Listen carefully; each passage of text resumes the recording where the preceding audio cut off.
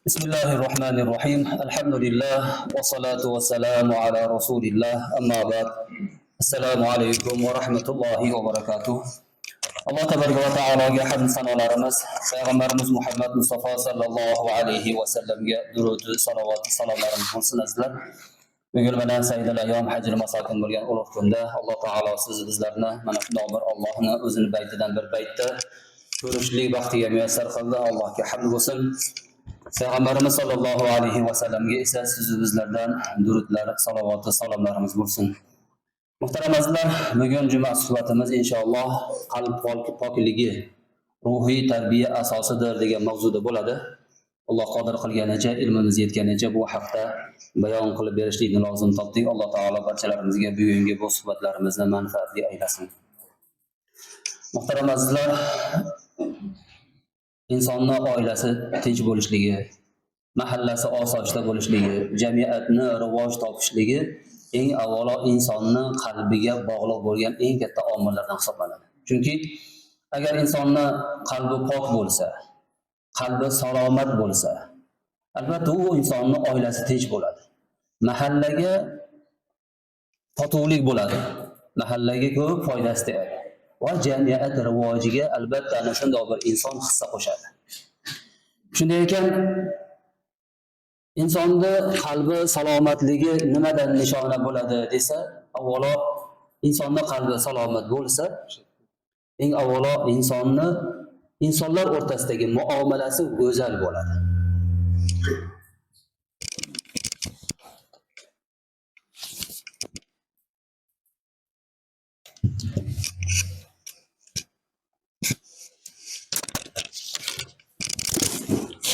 İnsanlar o'rtasidagi muomalasi azizlar go'zal bo'ladiki, albatta u inson qalbi sakina topganligi, qalbi pok bo'lganligi, qalbi salomat bo'lganligidan insonlarning boshqa insonlarning hurmatini joyiga qo'yadi.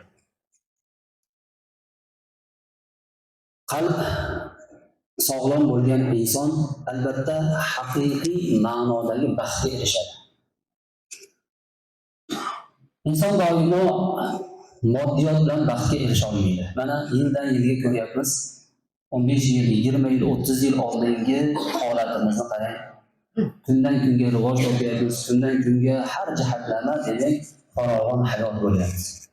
Lekin bu farovon hayot bilan inson doimo baxtli bo'lmas ekan. Har qanday sizga oxirgi texnikani qilib qo'ymasin, har qanday oxirgi mashinani minmang, har qanday oxirgi dang'illama uyini qurib bergan taqdirda ham inson o'zini to'laqonli baxtli his qila olmas ekan. Chunki o'sha narsa vaqtinchalik ekanligini qalb biladi. Shunga ko'nikamiz, ertaga orzu havas, baxt boshqa narsada degan tushuncha bo'lib qoladi.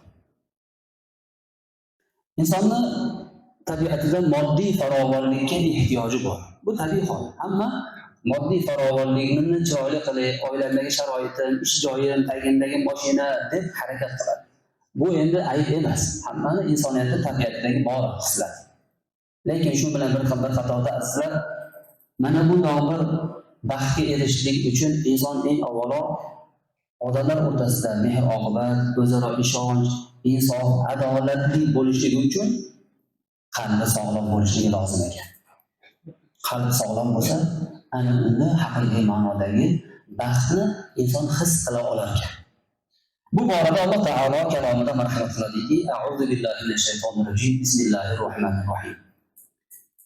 Yawma la yanfa'u malun wa la banun illa man atalloha biqalbin salim. Sadaqallohul azim. Ya'ni u kunda, qiyomatda na mol dunyo va na farzandlar foyda bermas. Faqat Alloh huzuriga sog'lom qalb bilan kelgan kishilargagina foyda berur deb Alloh taolo kalomida bizlarga ta'lim berdi. Oyat kalimaga e'tibor beradigan bo'lsak, azizlar, dunyoyimiz ham, farzandlarimiz ham erta qiyomatda bizlarga manfaat bermas ekan. Faqat insonning qalbi pokligi, qalbi salomatligi insonga juda ham katta foyda berar ekan, manfaat berar ekan. Dunyoda ham, oxiratda ham. Endi shunday ekan, azizlar, sog'lom qalb deyapmiz. Sog'lom qalb deganda inson nimani tushunadi? Nima o'zi? Birinchi navbatda sog'lom qalbning alomati u inson shirkdan xoli bo'lishi kerak. riyodan, hasaddan, kibrdan, adovatdan pok bo'lgan qalb sog'lom qalb deymiz. Alhamdulillah hammamiz shirkdan qo'rqamiz, katta gunoh ekanligini bilamiz, bu narsaga yaqinlashmaymiz, o'zimizni ehtiyotimizni qilamiz. Lekin bu joyda riyo degan narsa bor, hasad degan narsa bor, adovat degan tushunchalar bor. Bu narsa, bu omil, bu illat har birimizni ichimizdagi bor hislatda. Kimnidir riyosi bor, kimnidir kibri bor, kimnidir kimgadir hasadi bor, kimnidir kimgadir adovati bor. Mana shu illatlardan bittasi qalbimizda bo'lsa, qalbimiz sog'lom emas ekan. Qalbni sog'lomligi azizlar bizga erta qiyomatda manfaat ekan. Dunyoyimiz, orqadan qoldirgan nasl nasabimiz yoki farzandlarimiz emas ekan. Qalb sog'lom bo'lishi kerak ekan. Endi uning uchun aytilgan bu joydagi 5 ta narsadan inson qalbini poklashligi lozim. Shirkdan, riyodan, hasaddan, kibrdan, adovatdan. Mana shundan o'zimizni, qalbimizni poklolsak, alhamdulillah, biz qalbi sog'lom insonlar qatorida bo'lar ekanmiz. Payg'ambarimiz sollallohu alayhi va sallam marhamat qiladilarki, hadislarning birlarida u zot aytadilar, Imom Buxoriy rivoyat qilgan hadisda keladi. Ala inna fil jasadi mudghatan idza salahat salaha laha sa'irul jasadi wa idza fasadat fasada laha sa'irul jasadi ala wa hiya al-qalbu dedilar. Ya'ni albatta jismda bir parcha go'sht bor dedilar Payg'ambar alayhisolatu vasallam. Agar u to'g'ri bo'lsa, butun jism to'g'ri bo'ladi. Agar u buzilsa, butun jism buziladi. Ogoh bo'linglar, u qalbdir dedilar. Shunday ekan azizlar, islom insonning tashqi amalidan avval ichki niyatini tarbiyalaydi. Ibodatimizdan oldin yoki biror bir amalimizdan oldin dinimiz avvalo niyatini to'g'rilar deydi. Chunki agar bizni niyatimiz to'g'ri bo'lsa, qilayotgan amalimiz biz uchun manfaatli, to'g'ri bo'ladi. Niyatimizni to'g'rilamasak, qilayotgan amalimiz bizlar uchun to'g'ri bo'lmay qolar ekan. Chunki qalb inson a'zolarining podshohi bo'lar ekan. Shunga ko'ra amallar qalbdagi niyat va qasd to'g'ri bo'lsagina to'g'ri bo'ladi. Qalbimiz to'g'ri bo'lsa, biz qilayotgan amalimiz ham to'g'ri bo'lar ekan. Agar ibodat qilyapman desak-ku, lekin qalbimiz, niyatimiz to'g'ri bo'lmasa, Allohning rizoligi bo'lmasa, yoki odamlar ko'rib qo'ysin, men ham namoz qilman deb ibodat qilayotgan bo'lsa, u qilayotgan amal azizlar to'g'ri bo'lmay qoladi. Shuning uchun dinimiz avvalo amaldan avval niyatni to'g'rilashlikka buyuradi. Ibodatdan avval azizlar har birimiz eng avvalo niyatimiz to'g'rilaylikki, mana shunda qilayotgan ishimizdan, saxovatimizdan, savobli amallarimizdan, ibodatimizdan bizlar uchun manfaat bo'ladi. Chunki insonning qalbi butun jasadimizdagi podshohi dedigan. Alloh taolo bizni yuzimiz, turishimiz, kiyinishimiz, qaddi-qomatimiz ularga qaramas ekan. Alloh taolo bizni qalbimizga qarar ekan. Nazargohi Allohning bandasidagi qalbi bo'lar ekan. Ya'ni siz bilan bizni qalbimizga qarab Alloh taolo baho berar ekan. Shuning uchun ham eng avvalo biz har bir yuzimizni chiroyli qilib, sochimizni, kiyinishimizni, qaddi-qomatimizga qaror berayliklar. Qalbimizni poklashlikka qaraylikki, bu qalbimiz pok bo'lsa, Alloh taolo bizni qalbimizga nazar solar ekan. Payg'ambarimiz sollallohu alayhi va sallam muborak hadislarda aytadilar: "Innalloha la yanzuru ila suwarikum va amwalikum, walakin yanzuru ila qulubikum va a'malikum" dedilar. Ya'ni albatta Alloh sizlarning ko'rinishingiz va amallaringizga qaramaydi, balki qalblaringiz va amallaringizga qaraydi. Bizlar azizlar Alloh taolo ko'rinishimiz yoki mollarimiz emas, balki qalbimiz va amalimizga qarar ekan. Imom Muslim rivoyatida keladi. Musulmon odam faqat tashqi ko'rinish emas, qalbiga nazar solishligi lozim deyapmiz. Chunki insonning qalbi shunday bir tez o'zgaruvchan ekan. Insonning qalbi shunaqa tez o'zgarar ekanki, azizlar, bu borada Payg'ambar alayhisolatu vasallam aytadilar: Odam farzandining qalbi dedilar, qaynab turgan qozonlar ham tezroq o'zgaradi dedilar Payg'ambar alayhisolatu vasallam. Imom Ahmad rivoyatida. Aytaylik, bir ish qilyapsiz, bir savobli amal qilyapsiz.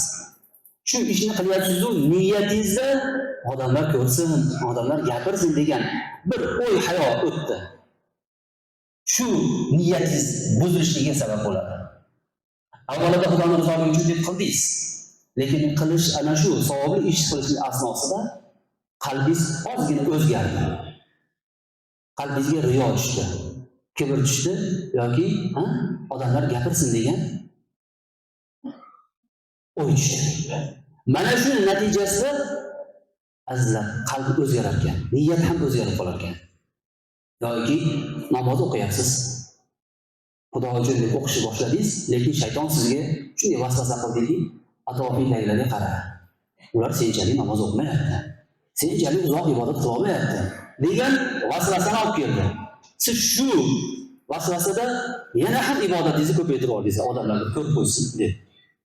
Avvalida niyat Xudo uchun bo'ldi-yu, lekin shayton vasvasasi bilan qalb o'zgardi. Qalb shunday tez o'zgarar ekanki, azizlar, bu qalbni doimo siz bilan biz shayton vasvasasidan isloh qilib turishimiz kerak ekan.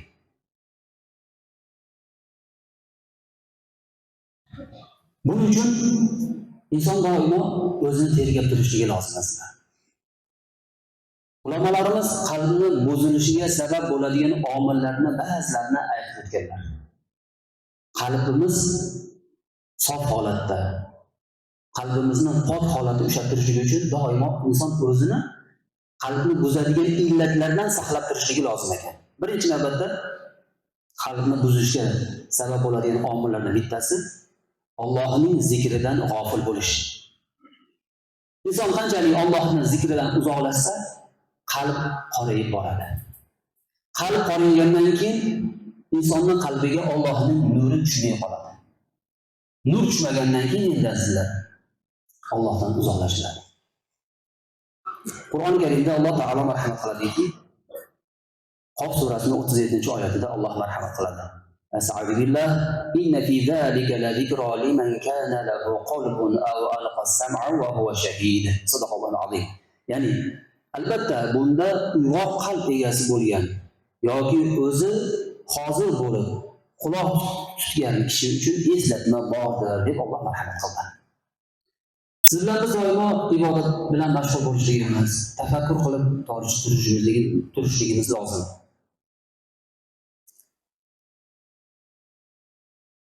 Agar inson Allohning ibodatidan uzoqlashsa, qalbini aytdik, g'aflat bosadi, qorayishga sabab bo'ladi.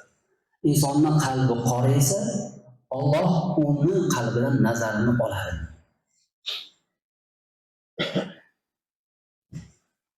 Biz doimo Allohning ibodatida bo'lishligimiz kerak dedik, chunki Alloh taolo har bir bandasini islom fitratida yaratdi. Tug'ilganimizda musulmon holatimizda tug'ildik. Alhamdulillah, ota-bobomiz, onalarimiz bizlar mana shu dinni o'rgatib, ta'limini berdi. Islom shariat ahkomlari asosida bizni voyaga yetkazdi. Halol haromni farqiga boradigan qilib qo'ydi. Endi shu dinimizni mukammal egallash uchun inson doimo ibodatda bo'lishligi lozim bo'ladi. Insonning qalbini buzilishiga sabab bo'ladigan omillardan ikkinchisi haqini bilgandan keyin undan yuz o'girish deb ulamolarimiz ta'lim beradi. Qur'oni Karimda Alloh taolo marhamat qiladi. Astagfiru billah. Falamma zaghu azaghallohu qulubahum wallohu la yahdil qawmal fasiqin. Sadaqallohu azim. Ya'ni ba'zi qachonki ular to'g'ri yo'ldan og'ishgach, Alloh ularning dillarini hidoyatdan og'dirib qo'ydi. Zotan Alloh fosiqlar, kofirlar qavmini hidoyat etmas deb Alloh marhamat qildi. Qalbni qotib qolishligiga, qalbni qorayishligiga sabab bo'ladigan omillardan bittasini Imom Shofiy rahmatullohi alayhi aytadilarki, o'zgalarni yengish uchun qilinadigan munozaralar haqida shunday deydilar. Ilmdagi g'arazli bahs-munozara qalbni qotiradi va adovatni keltirib chiqaradi dedilar. Qarangki, ilmdagi munozara. Aslida ilmdan munozara qilganda insonlar, ulamolar deyilsa, Inson bir masalani yechishlik uchun munozara qiladi. Shu yechimini axtarishligi uchun. Lekin shu jihatda ham agar insonni qalbida g'arazli maqsad bo'ladigan bo'lsa, seni bir boplab qo'yay, senga ko'rsatib qo'yay degan fikr, niyat bo'ladigan bo'lsa, mana shu g'arazli maqsad insonning qalbini qotirishligiga, o'rtada jamiyat o'rtasida adovatni kuchayishiga sabab bo'lar ekan. Hozirgi paytda internetda juda ko'p holatlarni guvoh bo'lib turibmizki, bir mavzuda bahs munozara bo'ladi. Shuni evazida kimdir kim taraf o'rtada adovat paydo bo'lyapti. Dinimiz mana shunday bir amallardan ham saqlanishlikka buyuradi azizlar bizdan. Uchinchisi esa qalbni buzilishiga sabab bo'ladigan omillardan bittasi gunoh va ma'siyat ishlarini ko'p qilishlik insonning qalbini qorayishligiga olib kelar ekan. Mashhur oriflardan biri Muhosibiy aytadilar. Gunohlar dedilar, g'aflatni keltiradi. G'aflat esa qalbni qoraytiradi. Qalb qotishi esa bandani Allohdan uzoqlashtiradi. Allohdan uzoqlashish esa do'zaxga olib boradi dedilar. Azizlar, qarangki, mana shu so'zga e'tibor beradigan bo'lsak, gunoh qanchalik inson gunohni ko'p qilsa, hammamiz katta gunohlarni o'zimiz saqlaymiz. Lekin ba'zi jihatlarda kichkina sanagan gunohlarga bee'tibor bo'lib qolamiz. Mana shu kichkina gunoh bo'lsin, ko'paygan sari, bardavom bo'lgan sari insonni g'aflatda qolishligiga sabab bo'ladi. U bora-bora katta gunohga aylanadi. Kichkina sanasakda ertaga bu yig'indisi, jamlanmasi juda ham katta gunoh bo'lib qoladi. Mana shu gunohlar insonni g'aflatga solib qo'yar ekan. G'aflat qanday? Bu kichkina narsa-yu deb qolasiz-da inson. Beparvo bo'lib qolasiz. Mana shu narsa qalbni qorayishiga sabab bo'lar ekan. Endi qalb qoraygandan keyin, qatgandan keyin Allohdan uzoqlashishiga sabab bo'lar ekan. Endi Allohdan uzoqlashgan qalb do'zaxga olib boradigan bo'lib qolar ekan. Shunday ekan, azizlar, mana bu jihatlardan o'zimizni ehtiyot qilishimiz lozim bo'ladi. To'rtinchi omillardan bittasi, qalbning buzilishiga, qorayishiga sabab bo'ladigan omillardan bittasi bu dunyoga qattiq berilib ketish yoki dunyoga muhabbat qo'yishlik, haddan oshishlik. Insonning qalbida azizlar bitta narsaga joy bor. Insonning qalbida Allohga bo'lgan muhabbatga joy bor xolos. Agar biz bu muhabbatni uzoqlashtirsak, o'rniga boshqa muhabbat keladi. U ham bo'lsa dunyoga bo'lgan muhabbat egallab qoladi. Agar insonning qalbini dunyoga bo'lgan muhabbat egallasa, g'aflatda qoladi, Allohdan uzoqlashadi. Alloh taolo kalomida marhamat qiladiki, astagfiru billah, فَأَمَّا مَنْ طَغَى وَآثَرَ الْحَيَاةَ الدُّنْيَا فَإِنَّ الْجَحِيمَ هِيَ الْمَأْوَى. Sadaqallohu al-azim. Ya'ni bas o'shanda kimki dunyoda haddan oshgan va dunyo hayotini oxiratdan ustun qo'ygan bo'lsa, u holda faqat jahannamgina unga makon bo'lur deb Alloh taolo marhamat qildi. Agar biz qalbimizga dunyoni muhabbatini kiritib oladigan bo'lsak, oxiratni muhabbatidan, ya'ni Allohning muhabbatidan dunyoni muhabbatini ustun qo'yadigan bo'lsak, Alloh asrasin. Ana bunday insonlarning makoni jahannam bo'lar ekan, azizlar, do'zax bo'lar ekan. Endi bu dunyo muhabbatini yana ham soddaroq aytadigan bo'lsak, azizlar, insonning qalbiga dunyo muhabbati tushib qolsa, farq qolmay qoladi. Birovni haqqi, harom, yetimni haqqi, qo'shnini haqqi, birodarimni haqqi degan narsa umuman esdan chiqib qoladi. Ba'zi holatlarda guvoh bo'lib qolamiz. Ota o'lsa, otasidan qolgan zurriyotlar meros talashadi. Akamni haqqi edi, singlimni haqqi edi, ukamni haqqi edi demaydi. Yoki uka o'tsa yoki aka o'tib qolsa, undan qolgan zurriyotlar, ayoli bor, farzandlari bor, uy-joy talashadi. Akamdan qolgan meros deb. O'sha ayolni farzandlari bilan ko'chaga haydab soladiganlar ham uchrab qoladi. Bu nimadan azizlar? Bu shundan dalolatki, O'sha insonning qalbiga dunyoning muhabbati joy bo'lib qoldi. Uni qalbidan Allohga bo'lgan muhabbat chiqarildi. Shuning uchun ham o jiyarimni haqqi edi, bu yetimni qoldi-yu yoki qo'shnini haqqi edi demaydi. Shu bir qarich bo'lsa ham meniki bo'lsin deydi. Urushib janjallashib sudlashib bo'lsa ham shu bir qarich yerga devorni orqaroq surishga harakat qiladi. Shu bir qarich bo'lsa ham uyim sal keyinga qolsin. Vaholanki azizlar, u dunyo yoki mana shu bir qarich yer sizdan-da mendan-da qoladi. Lekin buni azobi, buni o'sha qilgan harom narsani, ya'ni birovni haqqi erta qiyomatda unga juda ham katta musibat yetkazadi.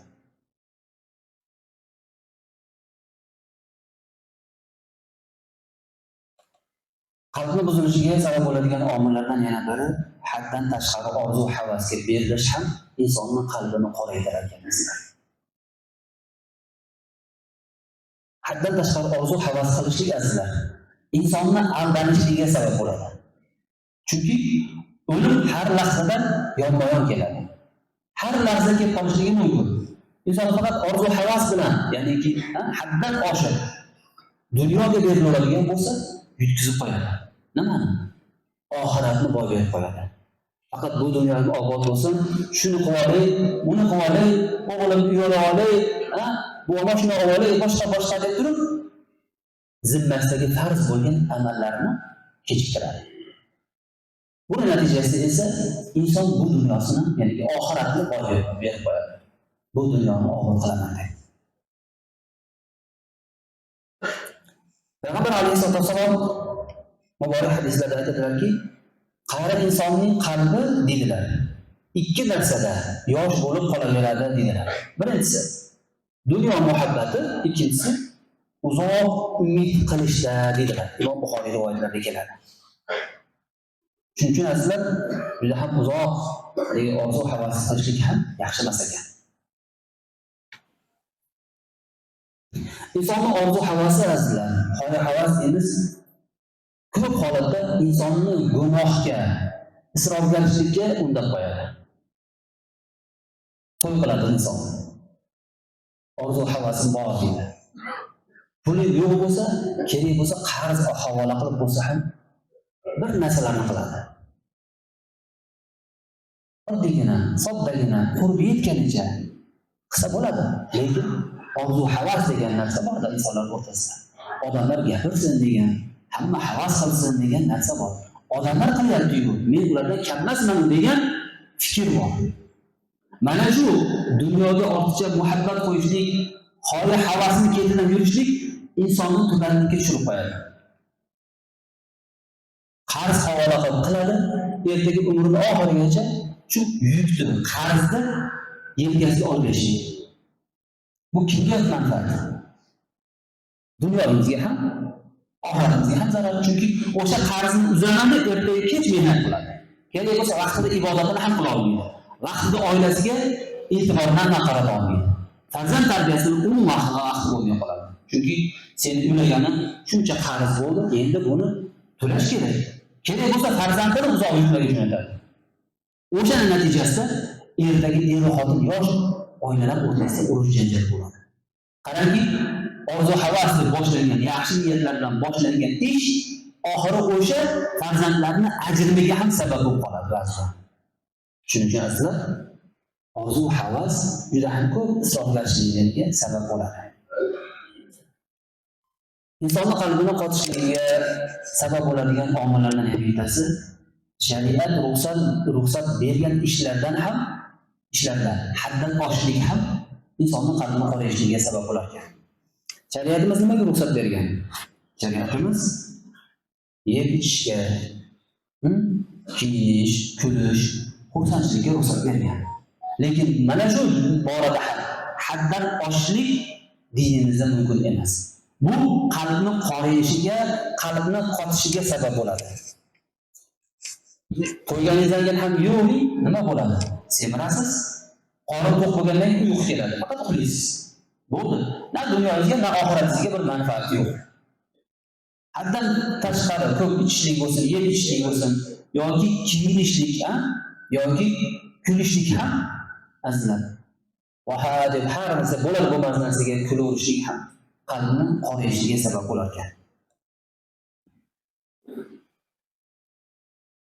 Qur'oni Karimda Alloh taolo marhamat qiladi. A'rof surasining 31-oyatida Alloh marhamat qiladiki, "Astagfiru billah va kulu washrabu va la tusrifu innahu la yuhibbul musrifin." Sadaqallohul azim. Ya'ni shuningdek, yeb ichingiz, lekin isrof qilmangiz. Zero u Alloh isrof qiluvchilarni sevmaydi. Alloh sizlarni bizlarga ta'lim yeymiz, ichamiz, lekin isrof qilmaymiz. Chunki Alloh taolo isrof qiluvchilarni yaxshi ko'rmasligini Alloh o'zining kalomida bizlarga ta'lim bergan. Isrof degan narsalar ko'pchilik faqat shu taomda o'ylaydi, yeb ichgandagi holatni o'ylaydi. Isrof faqat yeb ichishda emas, azizlar. Vaqtni behuda sarflashlikda ham, imkoniyatni qadrlamaslikda ham ko'rinadi. Bunda ham isrof bor. Vaqtingizni bekordan biror bir dunyoyingizga yoki oxiratingizga manfaat bo'lmagan ishlar bilan o'tkazsangiz, buning uchun ham isrof bo'ladi, azizlar.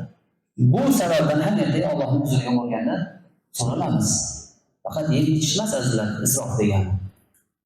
Shunday ekan, mana shu jihatlarga ham e'tibor bersak, maqsadga muvofiq bo'ladi. Insonning qalbini qotishiga, qorayishiga sabab bo'ladigan omillardan yana bittasi noshukrlik. Ne'matlarga shukr qilmaslik ham azizlar insonning qalbini qorayishiga sabab bo'ladi. Chunki Alloh taolo mana yuqori oyatimizda o'rganganimizdek, ne'matlarni qadrlashlikka, agar ne'matlarga shukr qilsak, ziyoda qilib berishligini, agar noshukr bo'lsak, azobi qattiq ekanligini ham bayon qilgan.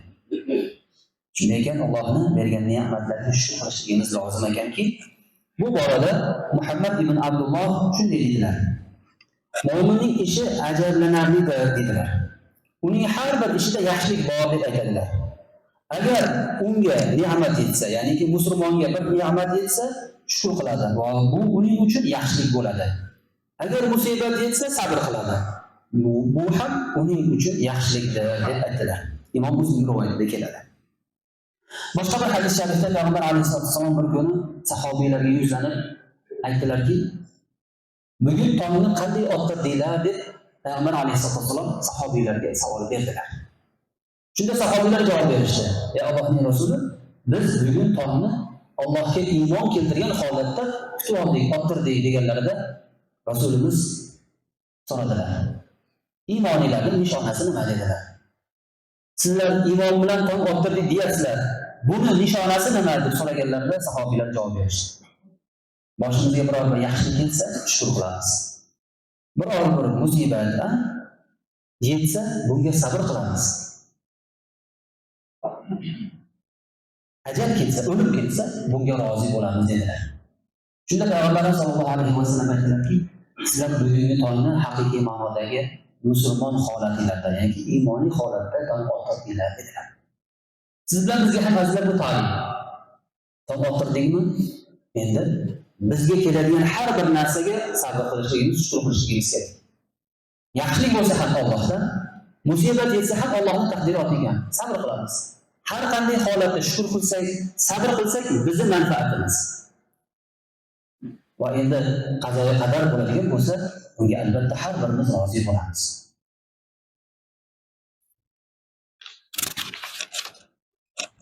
Ulamolarimiz qalb kasalliklaridan saqlanishlikni yana ba'zi bir jihatlarini aytib o'rgatadilarki, ta'lim beradilar. Insonni qalb kasalligidan saqlashlik uchun eng birinchi qiladigan amallardan bittasi Qur'on tilovati dedilar. Qur'onni ko'p zikr qilishlik, Qur'onni ko'p tilovat qilishlik insonning qalbini qorayishlikdan saqlar ekan. Bu borada Alloh taolo marhamat qiladi kalomida. Ahzob surasining 41-oyatida Alloh aytadiki: "Astagfiru billah, ya ayyuhallazina amanu zkurulloha zikran kaseera." Sadaqallohul azim. Ya'ni ey iymon keltirganlar, Alloh taoloni ko'p zikr qilinglar deb Alloh marhamat qiladi. Qur'onni ko'p tilovat qilishlik insonning qalbi qotishligidan, qorayishlikdan saqlovchi eng birinchi omillardan bittasi ekan. Shuning uchun ham vaqtimiz bo'lsa ko'p Qur'on o'qiylik. Qur'on eshitaylikki, qalbimiz munavvar bo'ladi. Qalbimiz tiriladi. Chunki insonning jasadi taom bilan tirik. Taom yeymiz, jasadimiz quvvatga kiradi, tanamiz sog'ayadi. Lekin bu tanani boshqarib turadigan qalb bo'ladi, ruh bo'ladi. Bu ruhni sog'lom bo'lishligi uchun inson ko'p ibodat qilishligi va Qur'onni eshitishligi lozim. Amr ma'ruf nahiy munkarlarda o'ziga bir manfaat olishligi lozim. Mana shunda ruh tetiklanadi, ruh salomat bo'ladi, sog'lom bo'ladi. Ruh sog'lom bo'lsa azizlar, tana ham sog'lom bo'ladi. Agar ruhimiz kasal bo'lsa, bu tanamiz, jasadimiz hech narsa emas azizlar. Shunday ekan, avvalo qalb kasalliklaridan saqlanishning eng birinchi omili Qur'on tilovati deyiladi. Ikkinchisi esa duo qilishlik. Tavba tazarruda bo'lishlik. Bu borada Payg'ambar alayhisolatu vasallam bizlarga ta'lim berib aytadilarki, duo qilishlikni uslublarini o'rgatadilar. O'xshatadilar. Allohumma ya muqallibal qulub, sabbit qulubana ala dinik. Deyishlikni o'rgatdi. Ya'ni, ey qalblarni aylantiruvchi zot, qalbimizni diningda sobit qil deb duo qilishligimizni bizlarga ta'lim berdilar. Imom Hokim rivoyatida.